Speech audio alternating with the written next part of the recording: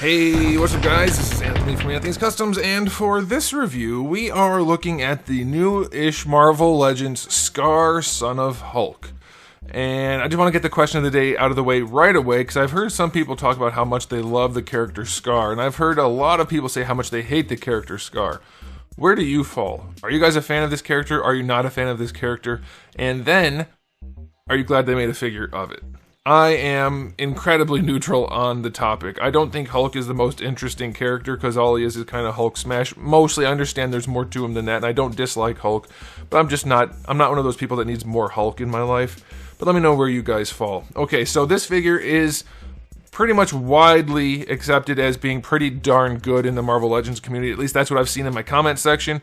I'm going to see if that turns out to be true for me by taking it off the stand and taking a closer look. So the first thing I want to do is show you my package. We have more of the square packaging. I like it. I don't know that they needed to go with the tan background. That's kind of drab looking, but still nice enough. You get the name of the figure on the front. That's cool.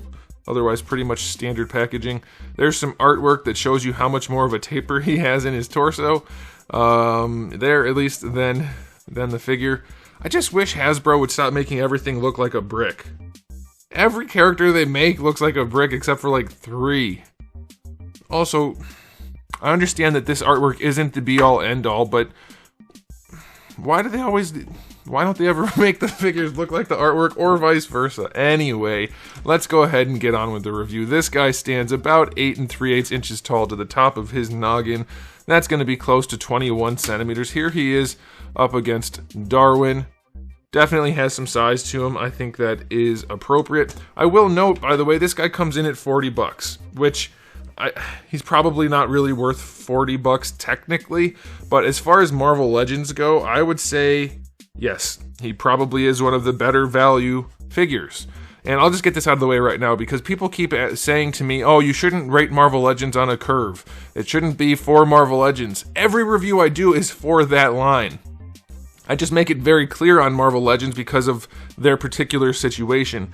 If I rated Marvel Legends all 1s or 2s because SH Figure Arts or Hot Toys or any other good brand out there, or at least mostly good brand out there, is better, it wouldn't do anybody any good. It wouldn't do anybody good for me to say every Marvel Legends is a 1 or a 2. That's useless, especially for people collecting Marvel Legends. They need to be rated on a scale within their own line. That way, if you're in that line, you know what to expect.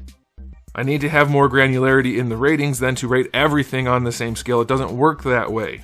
A $100 figure is not on the same scale as a $20 figure, for instance. So they always are within their own rankings. I just make it extra clear for Marvel Legends because they are particularly overpriced, or at least they have been. I think they're kind of creeping back into a better value, but only sparingly. So, to say all of that is to say, this guy I think is a decent value for Marvel Legends. For $40, you get a decent amount of new sculpt, a decent amount of accessories, and it's more along the lines of what we should be looking for from Hasbro on a regular basis, if you ask me. So let's dive into it. Aesthetically speaking, I don't like how shiny the plastic is. It's not terrible, and it's skin, so you could argue sweat and whatnot. But it does look plasticky to me. I think some more shading, some more paint would go a long way. It is mostly uniform, so I like that. It's not bad. The green markings on him, I imagine they're tattoos. Can you tattoo Hulk, though? How does that work? Anyway, maybe they're just birthmarks. I don't know anything about SKAAR, by the way. How did Hulk have a kid? Did Bruce Banner just make that kid and then it turned out to be another Hulk because of the gamma? I don't know how that works. Anyway, those are painted well. And then all of these extra add-on bits, or I shouldn't say all, but most of them are actually separate pieces of plastic, so they are incredibly clean. As a result, though, they look extra cheap because there's no paint, it's just bare plastic. So it's good and bad. Even on here, there's a little bit of paint going on, but then we also have some extra plastic, some different pieces, and like I said, it makes it look clean, but then less high-end. This is all just paint down here, and it's pretty well done. They even did a little bit of extra light brown on the top to help bring it to life. A dry brush would go a really long way on this loincloth. Then down here for the boots, we see some more of the same. Some paint, and then some plastic. So yeah, I think it's not bad. I definitely don't like bare plastic when it's shiny like this, but I think it's passable, especially within the context of Marvel Legends. Now, as far as the sculpt goes, I don't know if it's 100% new. I'm thinking it is, and it's pretty good. It's better than what they mostly do. Is it right? Like I mentioned in the beginning, no. His waist is still really thick. His chest is still pretty narrow comparatively. We don't have anywhere near enough of that V shape.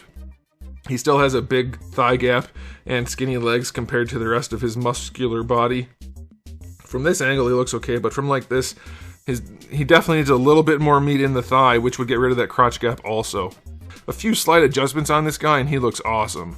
But he still looks decent, as is. And then lastly, we'll talk about the head, which this is the hair in the face head, and you can't see much. But it's good. Like, I'll take it. That's a decent sculpt, no shading or anything. And it won't pose well, but it does look decent, and what you can see of the face in there is pretty good. So, aesthetically speaking, I think this guy's not bad. I'll give him an 8.5, I think, out of 10. The mostly bare, shiny plastic isn't doing it for me, but I do like the sculpt a lot more than most Legends. Now, as far as accessories go, you saw the head on him that was in the package. Then you get the windswept head, which I just love. I think that face sculpt is great. I like that the eyes can be seen. The hair is well done. Maybe his lips are a little small, but like he looks like a zombie's eating away his lips or something. But otherwise, that's a pretty darn good head sculpt. I like that a whole bunch. For hands, you get the 2 fist hands on him in the package. Then you get the 2 gripping hands, 1 vertical, 1 horizontal. Should have both been vertical, but I'll take it. And then 2 accessories, 1 little curvy knife, and then 1 bigger, less curvy knife sword. And that's it. Nothing crazy, but definitely enough. I'll say 8 out of 10. I think that will get the job done. Probably could have had some more hand options, maybe a different head. You know, there's always room for more when you have such a small selection, but it's certainly not bad. All right, time for the articulation. This will be the deciding factor for this guy, because if he looks good and poses well, hey, I think we might have a winner. So for the head, yeah, you're basically getting nothing with that hair. I mean, it drapes over the entire upper body, so you can rotate it, and it flexes a little bit, but yeah, it's not the best thing ever. That hair is quite limiting. And then since we still have this crappy disc hinge, which they just really don't need to put on figures anymore, like, come on. That doesn't help it any. But the hair with head with shorter hair will pose better. It's still not great, especially with a big thick neck like that. This type of joint is not ideal, but they did it anyway. Alright, for the shoulders, we have a butterfly joint, just like the other Hulks, where it can't go forward at all. But it can go back some, so let's see. How far back can it go? It doesn't go very far, huh? Yeah, so right out of the box, it doesn't go any farther than that. So you get very little butterfly. I mean, it's there, and it's not killing the figure, but it's also offering a lot less than it should. And they can definitely do a butterfly joint that goes forward on a Hulk body. I don't know why they won't do it. Especially when it barely goes back. Like the other Hulks go really far back, so that's a bummer. Full shoulder, everything standard there. Up to horizontal. You get your elbow swivel. The arm is connected to the shoulder, so this is basically just a free floating piece. Then you're going to get more swivel down here because obviously that's part of the swivel. And so it's limited. You only get about 90 degrees out of the elbow, but then you do get your rotation, so that works okay. Then wrists have a swivel and a hinge, so that's pretty much standard. Ab crunch on this guy. Uh-oh, his head popped off. We'll just set that down. Let's see.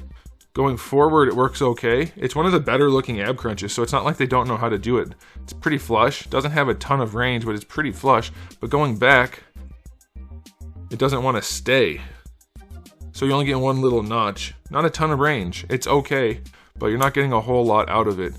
And I wish they could figure out how to do neck joints. Alright, loincloth is a floaty piece, so he should have a waist twist in there. Yeah, it kind of fights him, but it's there. It's alright. For the hips, going out to the side, you get about that far. Is this guy a baff? Did they use these legs before on somebody? Maybe they did. That popped off awfully easily. This could be any number of baffs that I don't remember. Okay, so yeah, legs go out about a little bit better than 45, I'd say.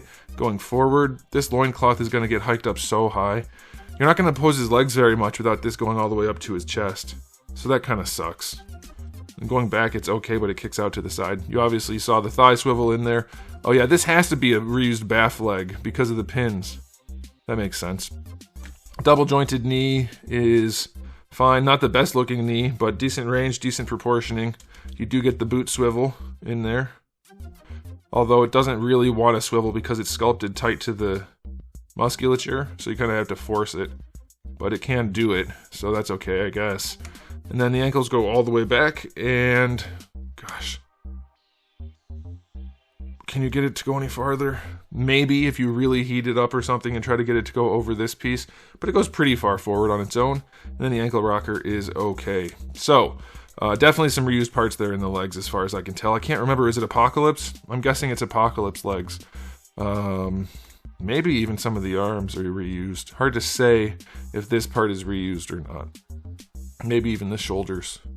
Maybe even all of it. Am I going crazy? Is the torso old too? No, I don't remember that butterfly joint.